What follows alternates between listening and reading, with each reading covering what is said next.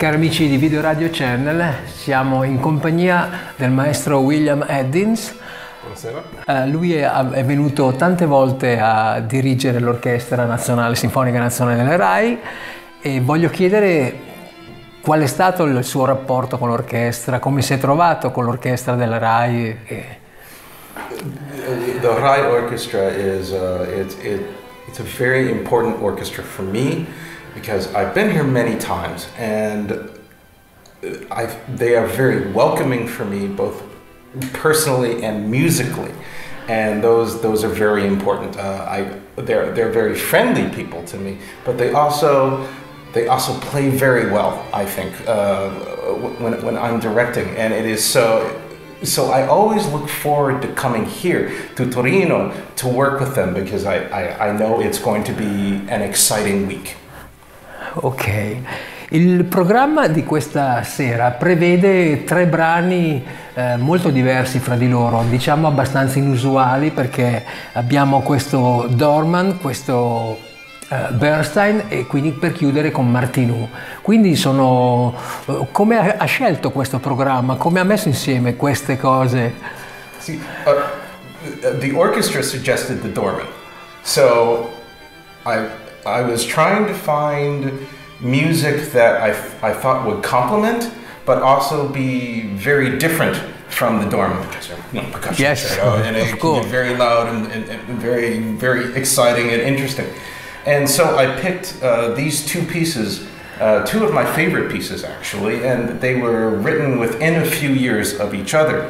The Bernstein facsimile, I don't know why this piece is not performed more, but I very much enjoy doing it, and it's this 20-minute choreography for orchestra with a wonderful piano concertante part in it, and it's from this era of Bernstein's writing that I really love.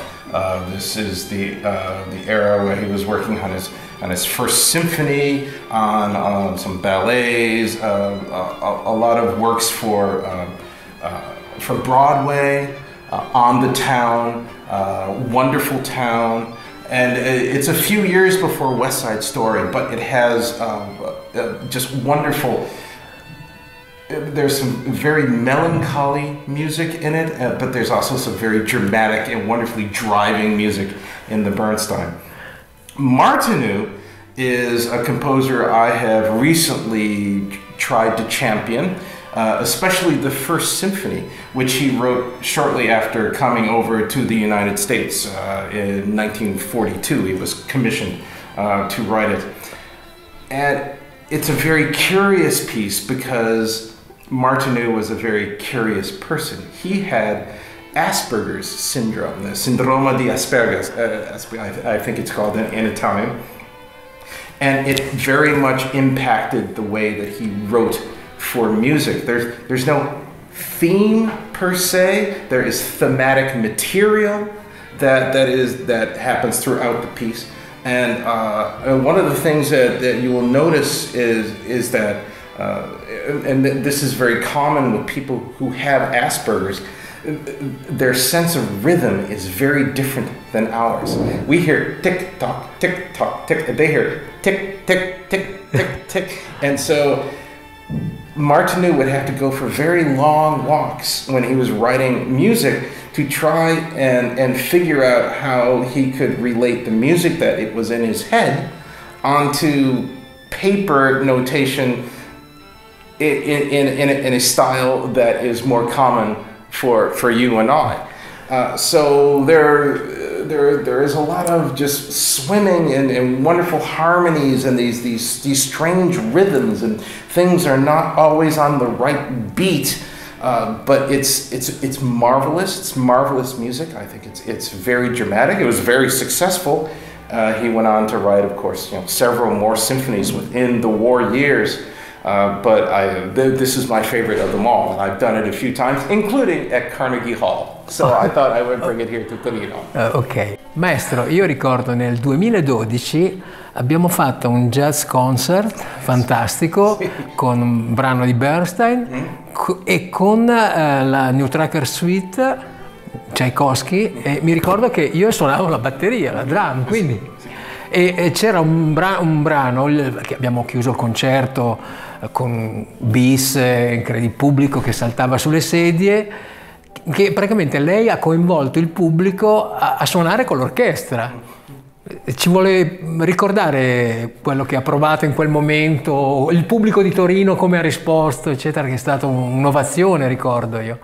Yes, this was a lot of fun. It was written by a friend of mine, David Amram, who is a multi-instrumental, multi-genre composer.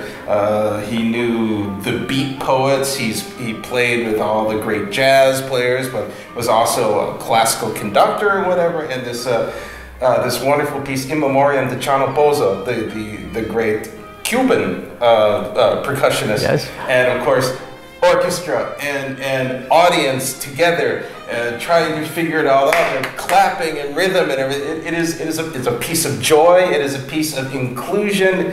It is a piece that reminds us that everybody has the ability to perform and to enjoy music actively, instead of just sitting there. They're actually part of the performance, and it's a wonderful piece. And it was a lot of fun to do it here in Torino.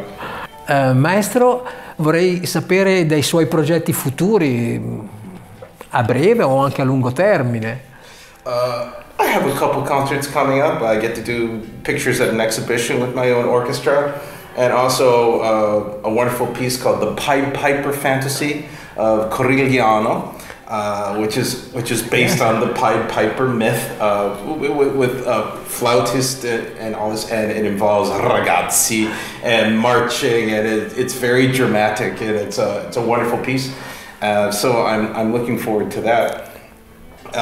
In my free time, in my spare time, well, I do some of that when I'm here in Torino, because I am a bicyclist. And I love to cycle. And the first thing I did when I got here to Torino, I brought my bike, of course, and I put my bike together, and I went up Superga, and it almost killed me. I know. You know, it almost killed me, but I like doing it because it's a challenge for me. I go up there, it's beautiful. It's a beautiful church, and you get to see all of Torino up there. And it's something that I do a couple of times every time that I come to Torino. So it keeps me happy, it keeps me healthy, it keeps me alive. Ok, il maestro ha anticipato praticamente la domanda che volevo fare io e ha già raccontato appunto la sua passione per la bicicletta e la fatica che si fa andare a Superga. Ve lo posso garantire che è una faticaccia, perché lo faccio anch'io. Ora, vogliamo chiudere qui l'intervista con il maestro William Eddins. Non ci resta che salutare. Per Videoradio Channel, Maurizio Bianchini, William Eddins. Ciao. Grazie.